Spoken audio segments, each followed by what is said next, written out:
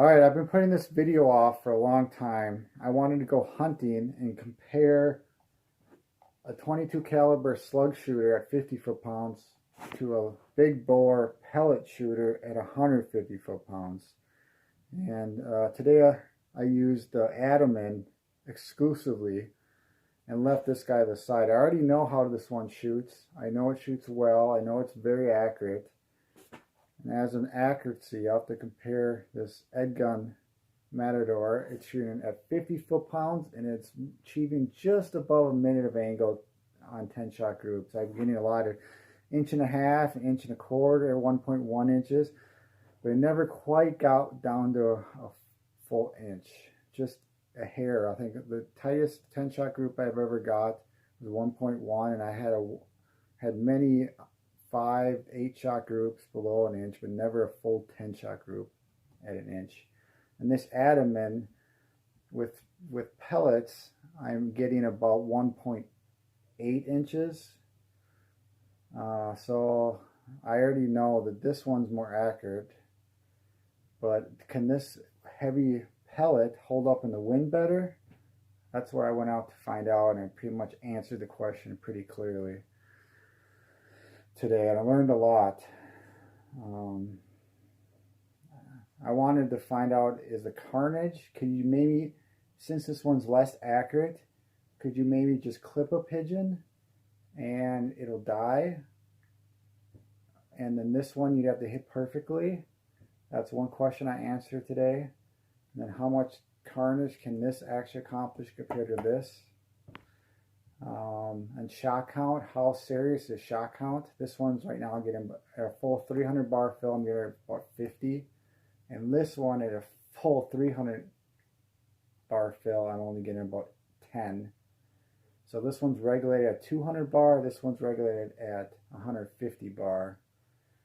So to be a nice comparison today. I already did it, but I got to do the intro. I did an intro out there, it didn't turn out. So what are we going to find out today? We'll see. Oh, before I start the video, I'm going to put one video on this one, shooting a pigeon at 108 yards. Just as a, my phone's beeping, just as a baseline. So I'm going to show that video now, and you can see the pigeon drop and how quick it drops, and then compare everything to this honking big bore 357.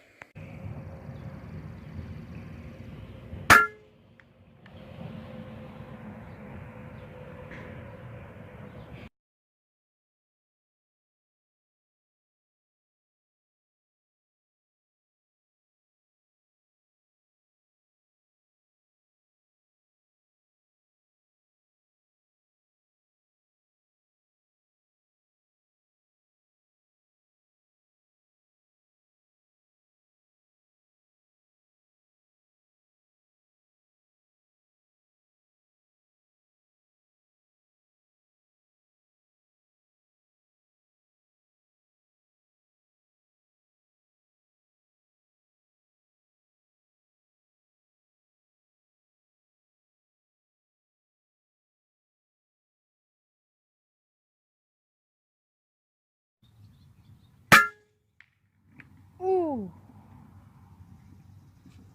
That's a good one. Ooh.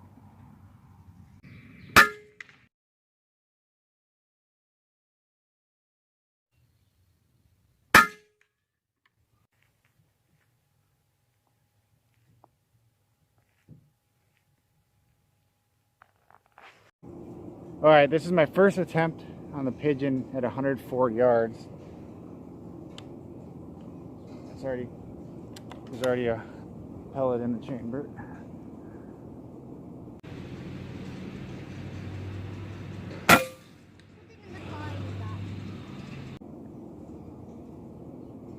Oh, what happened there?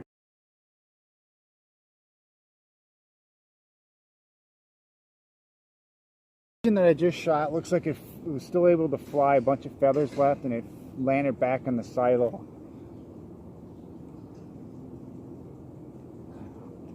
See if I can get it.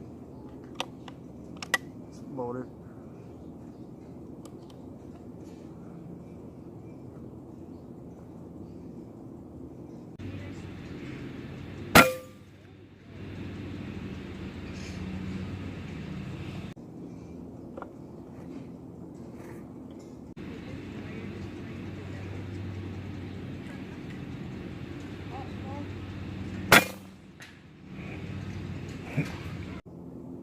Okay, whew, it's done. Jeez, I think that one took 3 shots.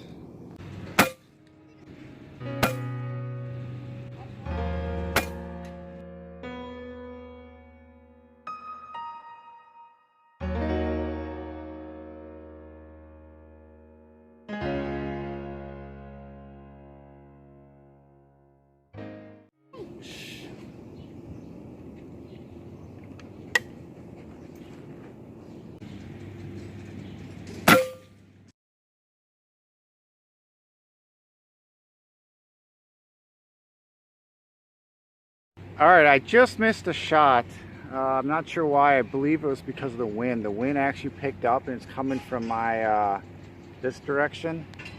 So that would be, it's more like my 5 o'clock. So therefore, I'm gonna take a shot here and see how much this 357 pellets changed because of the wind. This POI has changed because of the wind. All right, I just checked. Looks like it moved a couple minutes of angle to my left and it moved higher, so I'll have to adjust. That's the bad thing about pellets. 357 I believe is like 0.5 I think for BC, and my varmint knockers are 0.12. So my varmint knockers are twice the BC as these 357 slugs. So therefore they move about half as much or more, less than half as much in the wind. Okay, I got 2 pigeon lined up here. I think I can get a double something quick. Oh, recording. Okay, we're going.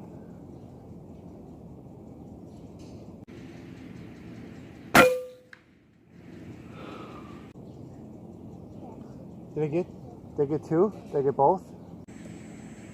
Where'd he go? You shot 2. Is there 2 there? Yeah. So one. I got 1 for sure.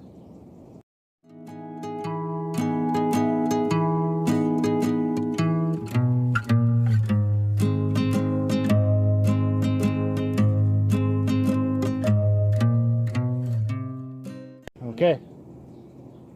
Okay. All right, recording. This is a sparrow. Sparrow at 87 yards.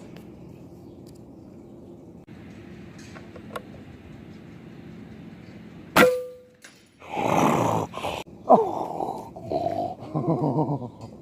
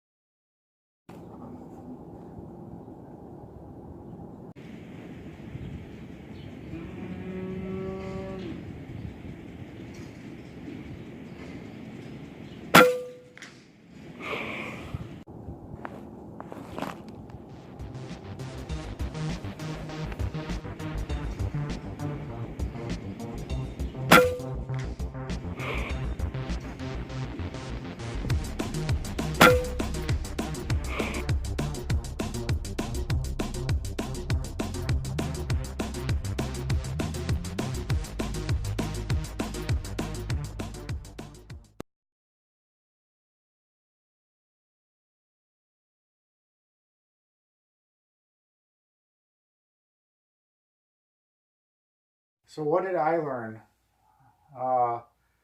Is a big bore slug shooter with 150 pounds more productive than a small bore slug shooter?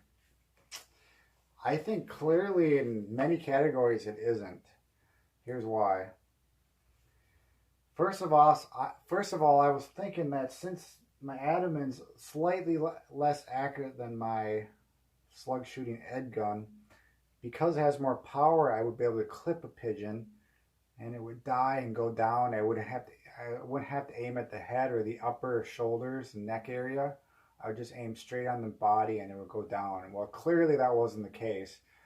You all saw how I missed. I hit a pigeon like 3 times with the 357 and it didn't go down. One time might have been a miss. I'm not exactly sure, but I'm pretty sure it missed. May have just barely clipped. And it didn't die right away. And the second question I was wondering, is the carnage more? I really think it is more. Not a 22 caliber slug shooter, but not necessarily, because these are pellets with a dome shape. They just pass right through. I'll show that clip of me showing the 357 wound from a pigeon. I think the pellet just went right through, while a hollow point my son was using just crushed the other pigeon's skull. So it's not necessarily, but it is. From a distance, when you see a pellet, a 357 with 150 foot-pounds hitting a pigeon, the feather explosion, there's a difference. That's for sure. The concussive, there's definitely a difference. And I think those hollow points in the slugs, they don't do as much damage, but they're hollow points, so they do expand, so you get a lot more oomph out of the 50 foot-pounds than you do with 150. I think if you compare the energy-wise, this is only 1/3 of the power of this, but you probably get like half or 3/4 of the carnage as a big bore with pellets. All right, now one of these birds was shot with a 357, and one of these birds was shot with a 22. Can you guess which one? Actually, you probably guessed wrong. This one is shot with a 357. And this one was shot with a 23-pound Gamo. Accuracy wise, I still think this one's more accurate than that one, and I hit more targets with this one, with the slugs. And in the wind, that was the second thing I want to know, is the wind. There wasn't much wind today, and the little wind we did have made a huge difference, as you can see, in the pellets moving around. There was like, when the wind picked up from my 5 o'clock, the pellet went up 3 minutes of angle and over 2 or something like that. Which the slugs, when the wind picks up like that, it's probably like a minute of angle, a minute and a half difference. And this was like, I don't know, if you measure it, it'd probably be 3 minutes of angle. So the BC of the slugs is 0.12. This is 0.5, I believe, or 0.45, or so that makes sense. So 1 minute of angle for that type of wind, 3 or 2.5 minutes of angle for the Ataman. So clearly, and then in the shot count, I get to that. The shot count, my tank was only up to like 3,800, and I was only shooting like 5 shots and refilling, 5 shots and refilling. I did that like 6 times today, maybe 5 times, 4 or 5 times probably. With this one, I would have refilled 1 time and I would have 50 shots with a 300 bar fill.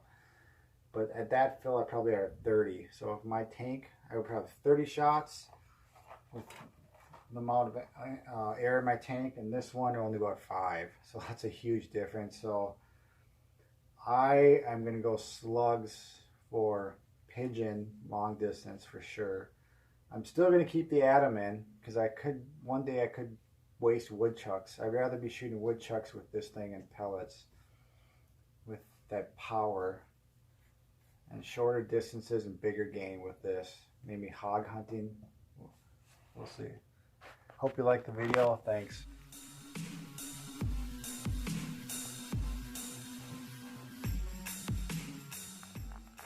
Total of 13 today. There's my trusted, what do you call him? Handyman. Clint. He enjoys cleaning pigeon. It's my first time. Oh, you did it 1 or 2 before. Alright, there's a dog here in the video. But I'd start over.